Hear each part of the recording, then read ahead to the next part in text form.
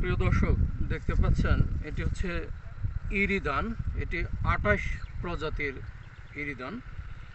সুন্দর ধানের ছড়া বের হয়েছে। এটিকে দুধ ধান বলা হয়।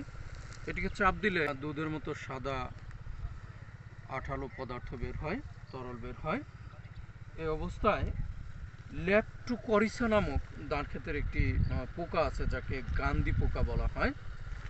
এই ল্যাপ্টোকরিসা পোকা এই অবস্থায়, এই যে যে ধানটি এখন সবেমাত্র ছড়া বের হয়েছে, পরিপক্ক হয়নি, এই ধানটির ভিতরে তরল দুধের মতো সাদা পদার্থ থাকে।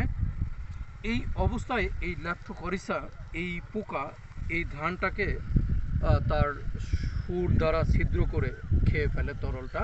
তাহলে এই ধানটা তখন চিটা হয়ে যায়, মানে এই ধান থেকে আর চাউল পাওয়া যায় না।